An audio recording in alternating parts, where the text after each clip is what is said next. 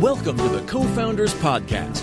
Real-life stories from startups to billion-dollar iconic brands. Conversations with industry disruptors and inspiring leaders. Brought to you in part by WeWork, the world's largest network of co-working spaces. More info at WeWork.com. And the Pro Business Channel, uploading the future. More info at ProBusinessChannel.com. Now let's join our host and guests on this episode of the CoFounders podcast.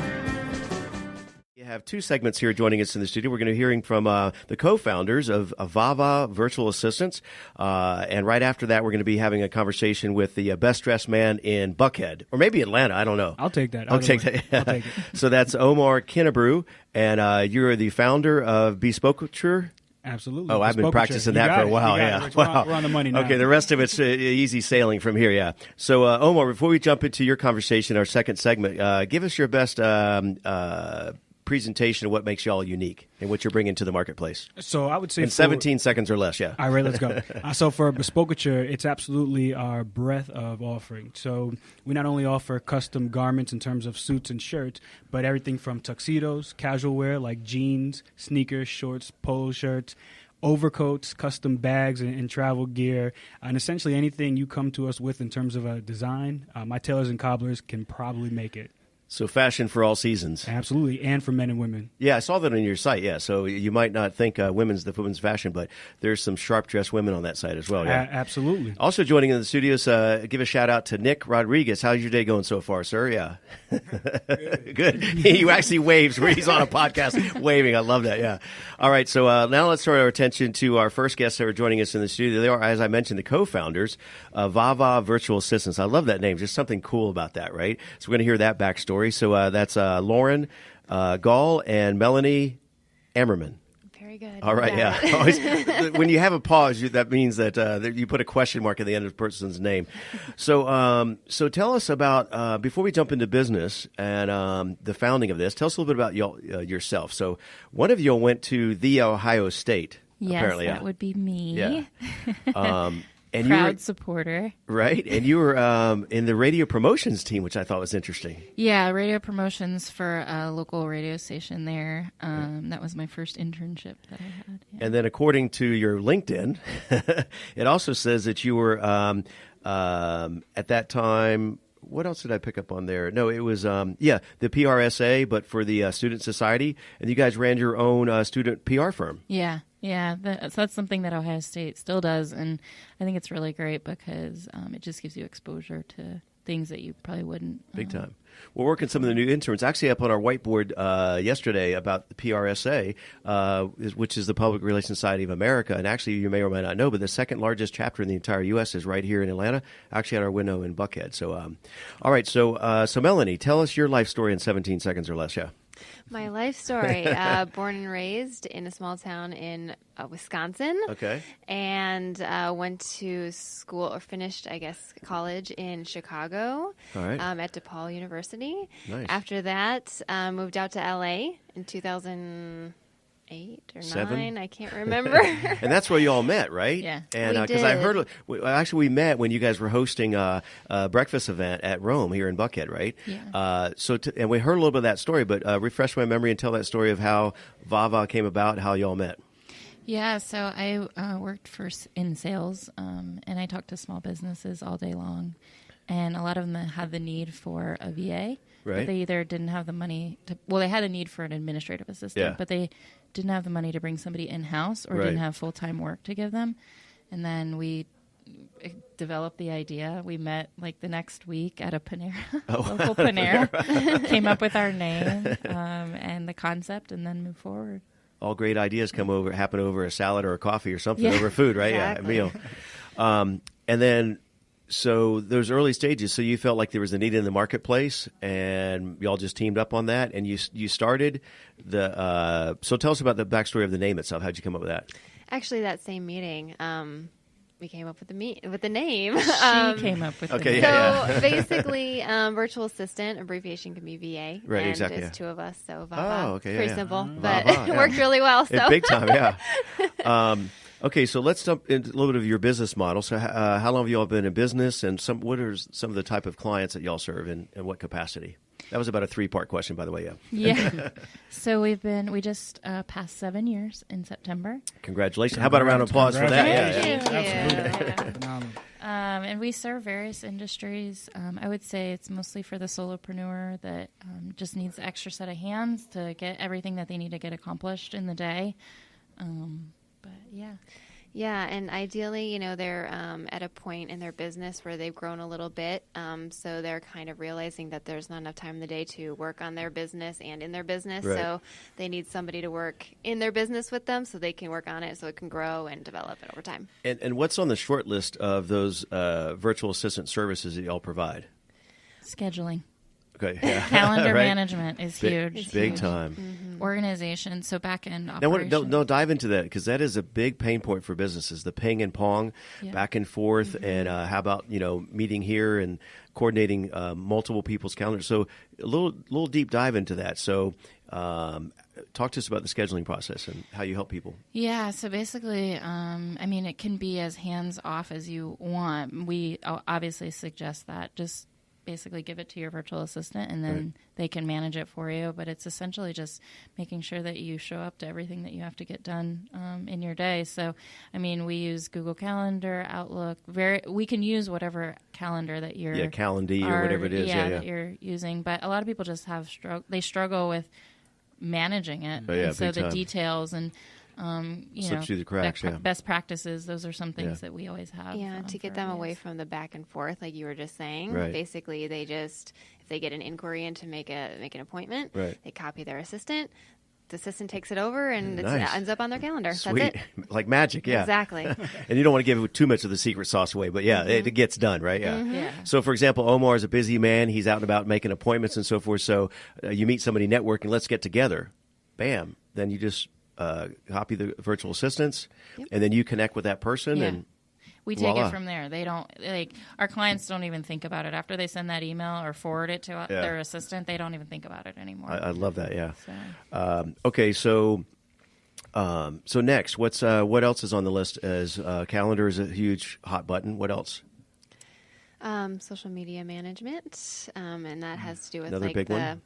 Yes, ongoing calendar and postings. That's just something that every business owner especially needs to keep up with, but it takes a lot of time. So, we can take that. We have people on our team that have tons of experience with doing that in various industries, so they can kind of find the different clients' voice and their business perspective and come up with calendars for them, keep their posts ongoing. So you're also content creators then as well. And in that space, do you have bundles? I don't want to get too much pricing because we want to keep this, the shelf life. It could be dated, but you have bundles or whatever as far as you manage part of my social media or all of the handles or. A lot of times we do everything. Okay. You say that with a deep breath or whatever. Yeah. Yeah, it's like everything. Once they give it up, they don't want it back. Yeah. But yeah. Nice. Okay, so let's talk about what virtual assistants, we kind of got an idea what they are, what are they not, or is there any overlap or misperceptions? What we get asked a lot that we don't do, and some other companies for sure do this, but we're not a live answering service, so we're not going to be, answering all your phone calls that come in. Right.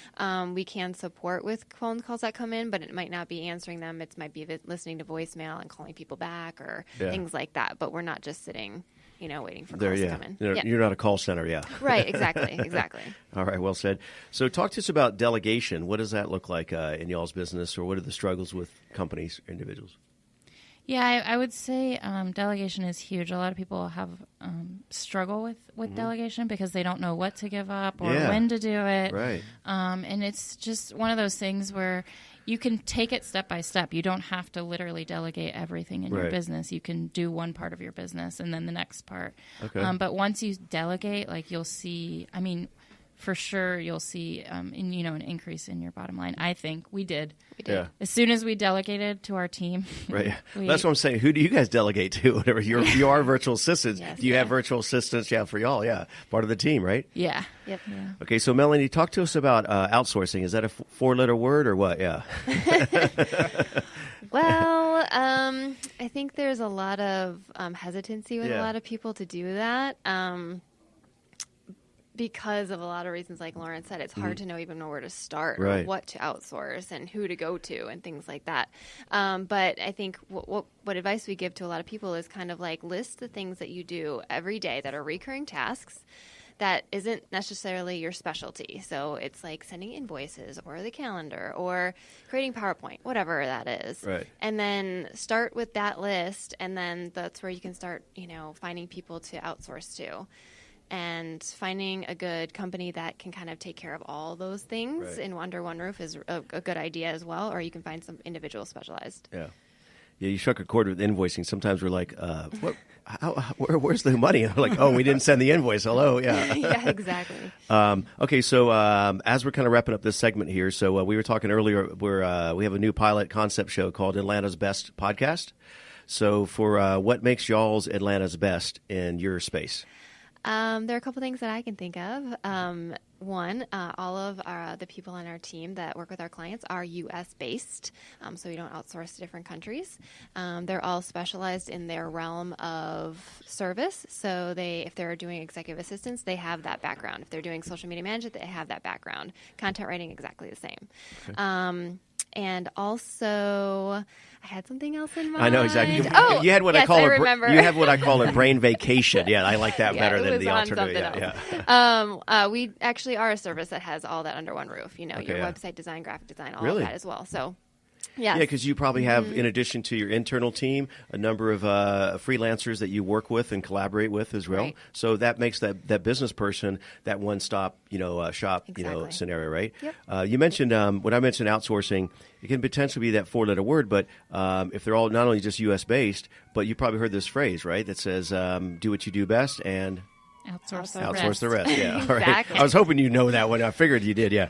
Okay. So what's next for y'all? What's the next big undertaking? Can you give us a scoop here today, or what? Yeah, you're opening in Dubai or Sydney, Australia, or London, actually. No, I'm just kidding. London, Georgia, because there probably is one, right? There's a Paris and a Athens and Absolutely. Rome. Yeah. What's the next step? Yeah. Well, just kind of getting our name out there more so we can service more cities, just be more available in more cities in the U.S. and all over, actually. Yeah, that's a good question. I didn't think about that until you mentioned that. So obviously you're based here in Atlanta and in Buckhead and so forth, right? Your headquarters. But because you are, your name itself, virtual, what's the balance of clients you have locally as opposed to other parts of the country? And is there pockets where it's really kind of taken off? Yeah, I would say Atlanta's pretty big. Sure. Los Angeles, where we started. Right. But, we just a couple weeks ago signed a client in Switzerland. So dang. Very cool. All right, road trip. Yeah. Nick, we got a road trip, Exactly. whatever, yeah. Yeah. So We're all going to Switzerland, yeah. All right, so finally, how would folks find you on the internets? I will do the basics, and Lauren can do our social media. Okay, cool. Well, our website is VaVaVirtual.com, or you can email us at info@VaVaVirtual.com, or give us a call at 888-603-9997. Well, we just record that for a commercial on the next show. Whenever she did, man, yeah. And no notes or anything, yeah. All right, ladies, well, it was our pleasure. Our social media, did you want to share that? Oh, social media, Instagram is just VaVa Virtual, and then Facebook is just VaVa Virtual Assistants. And same thing on Twitter, yeah. Same thing we don't on talk Twitter, a lot about VaVa Twitter Virtual. too much, but yeah, we tweeted and found you all on Twitter and yada yada. Followed you today, yeah. Okay, so thanks. Hang tight here. We're gonna bring you back in our roundtable discussion to talk some follow up questions with Omar. Omar, hopefully you got some great questions for the VaVa Virtual Assistants. Co-founders here in the studio, but I'm learning a lot. Right? Yeah, it's me a too. new world for me. Yeah, right. We just cleared up a whole calendar or whatever. Now we can take that off your plate, right? Okay, so as we mentioned, Omar is the founder of Bespokuture. I'm so excited I can pronounce that. Oh, you're set. You're ready to go now. And I'll have you give more highlights, but your brief description is you provide high-end, custom-made garments, shoes, and leather goods for men and women across the globe. What about children? Do you have any little children's suits, whatever, little Timmy running around all decked out? Yeah. Oh, absolutely. Really? As I said before, if you have a design and a need, we can take care of it. So we've crafted tuxedos for. Oh, wow. So many of my groom clients, their sons or nephews in weddings, we'll do that. But most of the time, it may not make sense because kids are going to shoot right out of their clothes. So exactly. it has to be worth it. We'll say that. Yeah. The operative word there being custom. Yeah. All right. So as we mentioned, you're Clothier style consultant in Atlanta. Before we jump into your business, again, tell us a little bit about your backstory. North Carolina, it looks like AT&T State University. A&T, because we'll come after you for that. I guess AT&T doesn't have their own university yet. But it's a common mistake. I'll have you do your introduction from now on. Yeah. No problem at all. Yeah. So I have found my home in the South and absolutely love it. But actually, I grew up in Connecticut. Okay. And went to school at North Carolina A&T, which is one of the largest and the best HBCUs out there. Nice, yeah. And got my degree in business, and then started working in Atlanta. Fell in love with the city. I was back in 2007, 2008. Right. And was actually living in the Buckhead area. So I'm very familiar. I was right down off City Marcus. Yep. So very familiar with it. I was in sales management, and after a number of years, decided to go back and get my MBA at Mercer, which is right up 85. Yeah. And that was in marketing and strategic management. And after wrapping up there, just kind of slowly but surely found my way into the retail side of fashion. So right. Yeah. Yeah. And I've watched y'all's videos, watched your video on the website too. It's very impressive. It really speaks to what you do, whatever, right? Very describes it very well. Okay, so when did this? Tell us the backstory of your new venture here and how that kind of came about. So it's funny. So let me just backtrack for those who obviously weren't in the room when we were on air. Oh, yeah, right. We were talking about the name change or the name overall. So Bespokuture is very unique, of course. And you mentioned, well, it's not like it was Omar's clothing line. Right. What's interesting is that I rebranded literally 2 months ago, and the old brand name was OSK Styles. Right, yeah. And OSK Styles, OSK is my initials, Omar Kinnebrew, and easy enough, just put styles, create a business. And I started out selling pocket square holders and other accessories. Okay. And I just needed to create some business name to move forward. And so I started selling accessories on eBay, Etsy, Amazon Prime back in 2014. Before Spotify, or not Spotify, Shopify. Yeah, exactly. Add a fi to any word now. Yeah, right. Pro business fi, yeah. So I created a pocket square holder. My wife thought it was cool. She said I should probably sell it, and was selling it for a year and a half.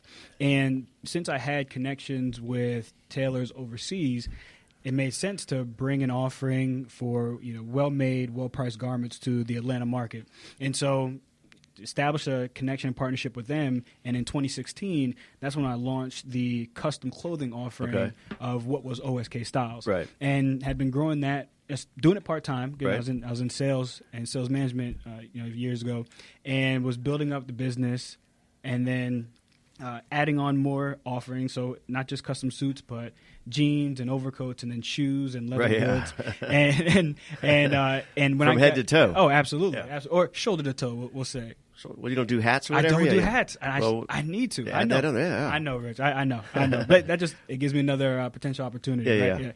So nice, right? So 2016, you launched into custom garments, and then as I switched from one of my sales roles to another company, they weren't doing so well after so many quarters. Laid off 20% of the sales force. I was within that basket. Oh, wow. And I was at a point where the business was doing well.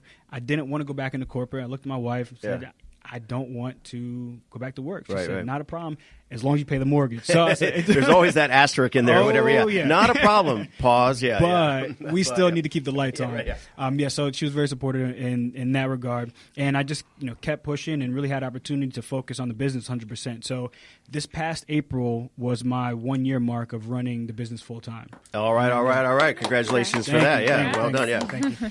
So is she involved in any capacity in the business, or She is my part-time model. So some of the women's pieces that you may see on the website or social media is my wife. Yeah, nice. But she's running her own. Now, is she on the payroll then or whatever? How does she get paid for that gig? And hugs and kisses. Yeah. But this guy's smooth, man. He's got it down. Yeah. But no, she's an awesome realtor in Atlanta. So if you guys need to buy a home or sell a home, yeah. Give a shout out to her. Where does she work? Keller Williams. So Q the realtor on social media, or Clothier Kinnebrew, or just contact me and I'll help her sell houses. Yeah, yeah. But you need to have a backlink to her to real estate on your website. But meanwhile, we're going to talk about some of your other unique offerings and so forth, and what makes you unique in the marketplace. But a little bit of backstep. We were talking, as you mentioned before, we've officially met today, but the backstory is we've had Facebook, as I mentioned, a couple of times on Georgia Business Radio. Then we were invited to their Facebook Community Boost Atlanta event. It's about a 50-city tour around the world, right? I think there's about 30 some odd in the U.S. Absolutely. And then we had an interview. Well, actually, Judith was our point of contact at the event with Lori Ann Pope. Did that interview. So, and you were, and finally we do a shout out to Debbie Fitzgerald, right? Yeah, we got to drop all these names, right? They're like, hello, I was there, yeah. So speaking of being there, so we had crossed paths because that was a 3-day event. I think we were there on day 2, but you were on one of the panel event. Talk to us about that. Correct. So I'm guessing because I spend a decent amount of money with Facebook advertising. I don't know if there's I don't know if it's a good thing or a bad thing. So every now and then I'd have somebody reach out and say, hey, we just want to capture your insight as far as how things are going when using Facebook marketing and Facebook ads, et cetera, et cetera. And then one day I was asked if I'd be interested in potentially speaking on behalf of small businesses in Atlanta. And that's where you pause 1001 and then yes, right? Oh, maybe. Would you be interested? Yeah. So Darren Sanders was the other Facebook liaison for the Atlanta Small Business Community Boost sector. And he coordinated everything to where I was one of the 3 guests that came on stage with Lori Ann and were able to just discuss our experience with using the Facebook platform as a growing business and small business itself in the Atlanta market. So that was pretty cool. Yeah, because, correct me if I'm wrong, but not only is it an emerging brand, you're a unique space, right? There's not a lot of people doing what you do, but there are. We're going to talk about that in a second, right? Your competition, where you kind of fit in the mix right there. But in addition to that, you have a very visual business, right? And so it's a perfect fit, yes or yes, for Facebook, and now they bought Instagram. Absolutely. Hello, right? So every day, got to post every day. Well, now you have virtual assistants that can help you with that. I think they're already they were taking photos earlier. Yeah, they got questions. Yeah, hold those questions for a second. Yeah, they're gonna have a signed contract. I think Melanie has a contract ready for you. But it's a very aesthetically driven business. So 100%. Having Instagram and Facebook, you need to know how to utilize those platforms, whether it be organic or the paid approach. Because every dollar, every second, every interaction counts. Well, correct me if I'm not an expert on this. I tell people, interesting enough, speaking about paid advertising, we've generated our first year and a half as an emerging brand, 500,000 downloads to content like this, shows we've done. Phenomenal. Not on this show. I don't want to make you nervous. There are not 500,000 people listening right now, right? But looking at your cell phones at the table, that means people went to their cell phones, saw something compelling that they've never basically heard about us, right? In Switzerland or wherever it is, right? And clicked, I want to listen to that content, Absolutely. right? I've never heard of virtual assistants, right? Or VaVa Assistants. So I'm going to click on that and download and listen to it. That's, in addition to website traffic, that puts us in the top 5% globally in website traffic. But downloads, is gold, right? Yeah. So I forget how I got off topic there, but no, it's the advertising. So we've never spent any money on SEO, although I did spend $5 on a Facebook ad one day, but other than that, right? Correct me if I'm wrong, but you're looking at a hybrid, right? Because to launch your brand, to kind of get a kickstart and get it going, you invest some money in that online social media advertising, and then and we'll probably do this in the roundtable as well, but that spurs up a buzz and an interest in the community, and then it takes on a life of its own in terms of the organic and the spread, right? And absolutely, but there's a few different aspects or elements. It depends on what you're putting out there. Right. Are you reaching the right audience? Yeah. Are they receptive to it, and do they like it enough, as you said, to share it so that it gains its own traction and it picks up? And so, at some point in time, and let me commend you for not having to spend anything except $5 on a Facebook ad. Because I certainly started out that way. Don't tell Lori Ann or whatever. But we plan on spending more. Yeah, oh, absolutely. I want to hold on to that joke because it's a great joke. But anyway. But at some point in time, I had to say, okay, I need to spend some money to reach more people because there are folks that have deeper pockets in this industry, and in order to capture that or gain the awareness and capture that audience, you have to spend. So. Well, it's you great, interesting point, because for the Pro Business Channel networks we hadn't, but now we're actually launching a new venture within the network called Atlanta's Podcast Studios. Awesome. And for that, we plan on really investing, because those are keyword search items, and it describes what we're actually now offering the studio as a rental, like a Airbnb or like a right. So you can just come in, whether you're on our channel or our content, or regardless, you can just rent the studio like a musician would rent a music studio. Just produce your podcast right here, and we'll have the engineer. Nick, are you available? Yeah. There you go. That's a thumbs up. Yeah. Actually, Nick, make a note. We want to in a minute here when we do the panel discussion. Let's do a deep dive into this whole social media advertising management, because there's a great commonality between all parties here at the table, including PBC. So Omar. So talk to us, because you guys are dressed about the same, right? Yeah. And I'm tempted to have you give us some personal. Yeah. So give me some do's and don'ts. Don't look at me when you give this advice, but maybe Nick, but he's like, why are you throwing me under the bus? Yeah, now we got the SMH going on over there. Yeah. So talk to me about in terms of guys, right? Because what are some do's and don'ts? What do they call it? Not flaws, but fashion faux pas. Yeah. Right. It's hard to. Just he's got a whole list here. Yeah. What I would say is, you can't go wrong with having basic items in your wardrobe, and whether that start me off here. All right. So whether that be for business wear, which it could be your typical or standard gray, like a charcoal or navy suit, white shirt, brown shoes, you're good to go. But as you and I were talking earlier, these days a lot of business cultures are transitioning to the more casual office scenario, the hipster. So there you go. Yeah. Or have all you need is a cool pair of khakis or chinos in a few different colors, some nice not worn out shoes. Brown is always good. Yeah, today they're good. I didn't look down. Today they're good. Okay. Yeah, yesterday different story. Yeah. So brown is probably the best option in terms of I've burgundy. But speaking of brown, because that used to be a no, right? Is a suit with brown shoes, like what you it was only navy or black suit and black shoes, and that was it. Well polished, but times are changing, right? Absolutely. Yeah. So you can't go wrong with just some of the basics, but no matter what, you want to ensure that your clothes are clean, that they fit well, because that's a major thing these days. You can wear whatever, and your garments can cost whatever, but if they don't fit well, look right on you, then you just look like a mess walking down the street. You don't want to be that guy.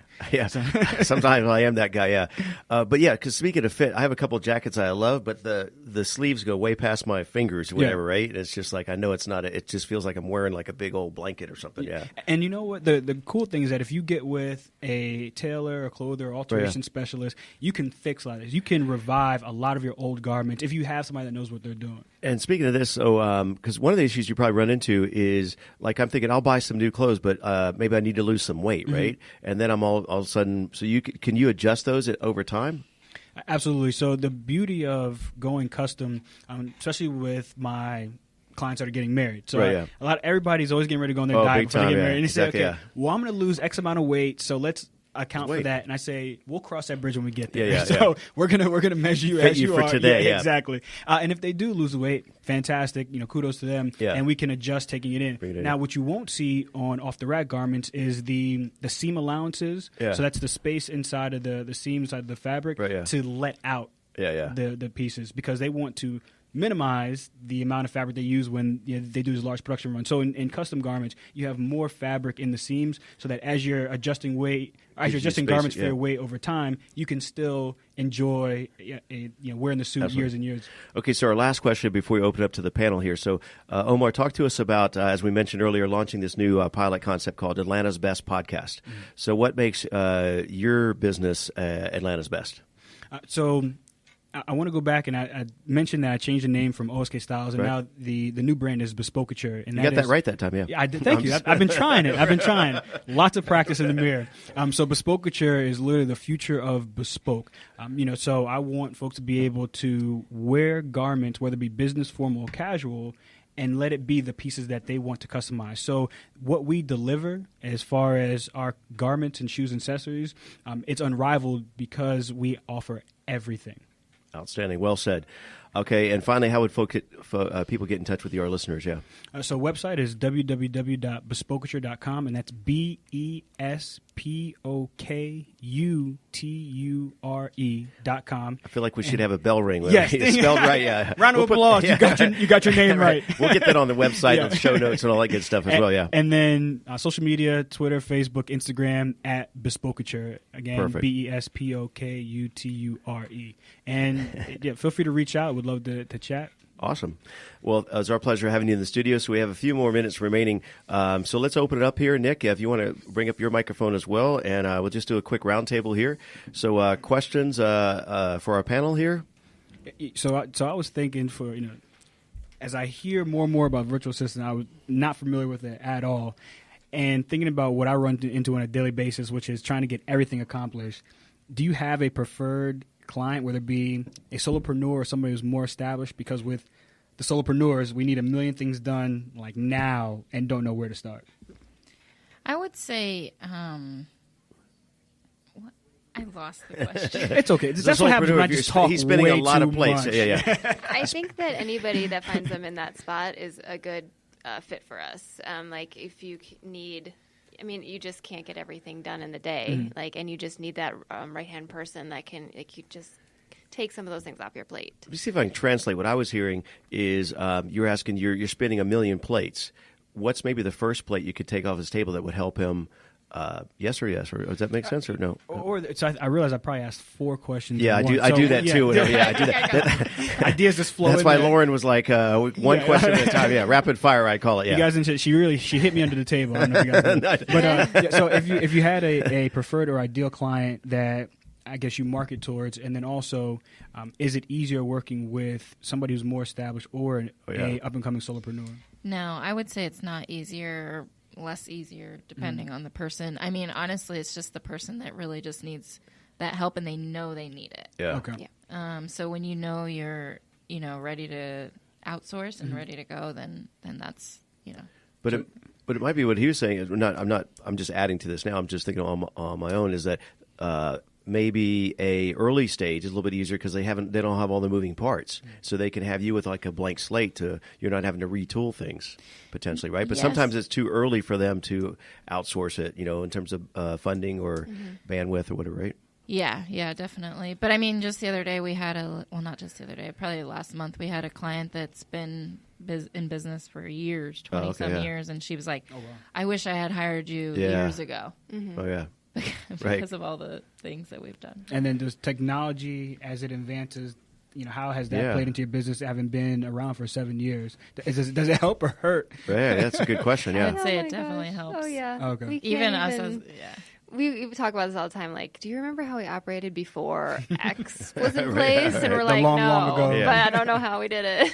We did it somehow, but technology has huge. Definitely helped us. Yeah, because we use it. Y'all, or I guess we're in the South. It's okay to say that. Y'all all experienced our Schedule Once, which is our scheduling platform, right? To confirm your booking, to give you directions to the studio, all the information, right? Very easy. But a lot of times we have this experience. There's so many widgets. Every day I'm coming across a new shiny object. I think that would be great. And on paper, it makes sense to implement it. But there's nothing that completely runs on autopilot. You still have to have somebody hands-on. So that's where I think maybe as a client, we're using these widgets, but if you guys do it for us, right, now you get the best of both. Yeah, the less time you spend on little minor tasks like that, the better, because then you can go out and do the things that you want to do. Well, and this reminds me of a new show we just launched called the Visionaries and Influencers Podcast. But I'm reading a book called Rocket Fuel, and it's actually Visionaries and Integrators. So in any organizations, you have those two pillars, right? So you have the visionary person that just sees the big picture, has this imagination, this great idea. You guys are looking at each other like, what role do you guys play? We know. Visionary or integrator? Or one of each. Well, okay, yeah. She's nice. Visionary, and I'm the integrator. Yeah. Well, and it is important to have that balance, that role, right? Because I mean, the classic examples are Steve Jobs, visionary. I mean, undeniable, right? But as great as his idea was, he had to have Wozniak to actually blueprint it, make it happen. Walt Disney. Everybody knows Walt Disney. Like, oh, wow, that's that mind comes along once in a century, right? And it still is permeating on a global scale today, although he's been gone for years. But he was the visionary. If it was only him, we probably wouldn't even know about Walt Disney today, right? So who is his integrator? Actually, see, most people don't think because that's the person that makes it happen behind the scenes. It was actually Roy Disney, his brother. Oh, wow. Without him, because you got these ideas, have great ideas, but you have to have a team or somebody to actually make it happen, yeah. Okay, so any questions you all have for Omar? Or? I have lots of questions. Okay.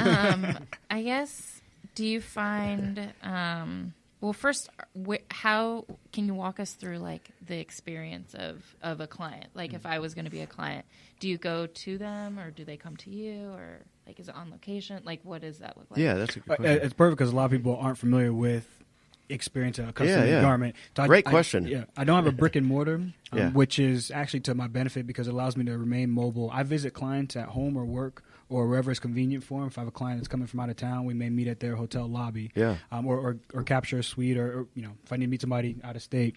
And so we connect them. We'll sit down. We'll review my plethora of fabrics and identify the right look in terms of like the color, the weight, the feel of the garment that we want to create, and then we go through the design elements. So we're literally going to build it from scratch. Wow. So we talk about all of the elements that my client may want in a particular piece. After that, we'll capture measurements, and so I take about 24 to 27 measurements depending on what we're going to have made. And then I'll take some photos, I'll take some notes as far as their body structure, because I have to then relay all of that to my tailor. Okay. And so my tailors will craft the pattern, and after they craft the pattern, then take the fabric and start producing the garment. And it takes about roughly 4 weeks for my garments to be produced, and roughly 5 to 7 weeks for my shoes to be produced.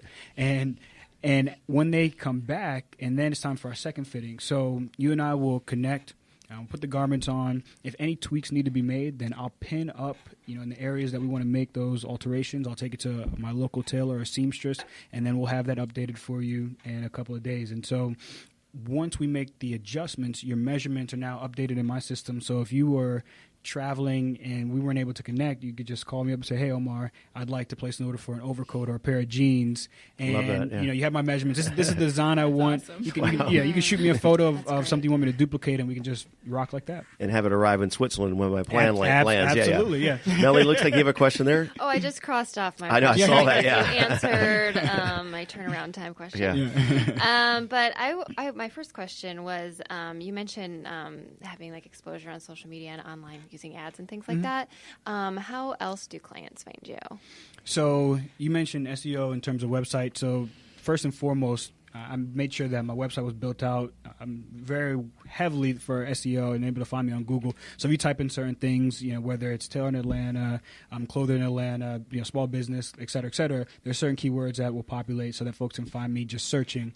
Also, I go to a lot of networking events, which Laura and I have met prior. Networking events, being out and about. I also may host, sponsor, or vend at particular events. So I'll be at a large wedding expo in mid-November in the World Congress Center. Of course, social media, organic and paid, Instagram, Twitter, Facebook. I got off of Tumblr because it wasn't really. I know, working. Yeah. And you're a high demand speaker on stage for Facebook. Apparently. Every now and then, I do ask to speak or share some insight. But referrals have been another main part of the business because I've produced some really cool wedding pieces. I have a person that you should know. What about a celebrity client? I want to know them, yes. Yeah. What about celebrity clients like Steve Harvey or whatever? That guy, man, he's got a team behind him. Right? Absolutely, yeah. and $1 million to spend. But I don't have anybody to that caliber. I'm working on some partnerships now where I don't believe I can say any names yet, but we're getting there. Okay. But the cool thing is that with what I offer and in terms of scope of who I can reach and what we can do, I have clients all over from various backgrounds, various age ranges and genders. Well, you're welcome to start with me, Rich Casanova, the World Guru Media outlet here. We'll work a deal afterwards or whatever. Yeah, trade for a podcast or whatever. Yeah, and then I'll actually be in the nines here. Yeah. So, Nick, you have a question here for the panel? Yeah, I actually wanted to hear from everybody on at the panel. I guess, what advice would you give to young people who want to start a business? Great.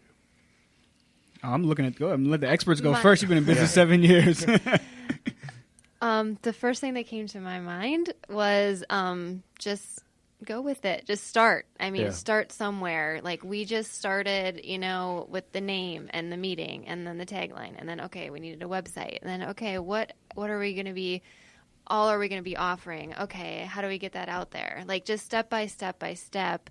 Because if you look at it as all in one, a huge picture, it can seem really, really daunting. So I would just say, just take it step by step and just go with it. Yeah, and the other thing I would say, one thing that we've always had is somebody in the industry that's doing better than been in the industry a little bit longer. A mentor that you would kind of look to follow. To ask questions, to mentor you. I mean, we've had so many along the way that have really helped us. They've given us business. They've just answered questions that we have. They just have been there for us, and we can't repay them. Like we can't begin to repay them. So, awesome question. And then Omar, your response to Nick's. Those were my response. So Melanie hit it right on the head, because anytime somebody asks that question, you literally just have to start. It's awesome, putting together a plan and identifying the goals, et cetera, what you want to do and achieve. But you actually have to start. Very similar to real estate investing. Until you make that first deal, you're just sitting there twiddling your thumbs. Right, you're still a novice. So just get started, take some action toward, and then absolutely, like Lauren said, utilize your resources. There's always going to be somebody that knows more than you. So don't be afraid to be vulnerable and ask for help.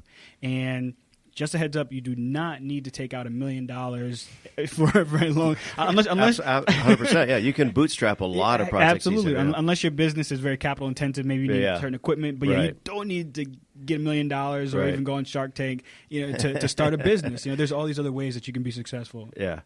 I mean, that's a great question, Nick, and I think you all answered it well. I mean, it is like Melanie was saying, start with the first thing on your list, but start with bringing on that first client as a virtual assistant, that first client for their clothing needs, or that first listener. And thanks, Mom, for being the first listener here at Pro Business Channel. Yeah.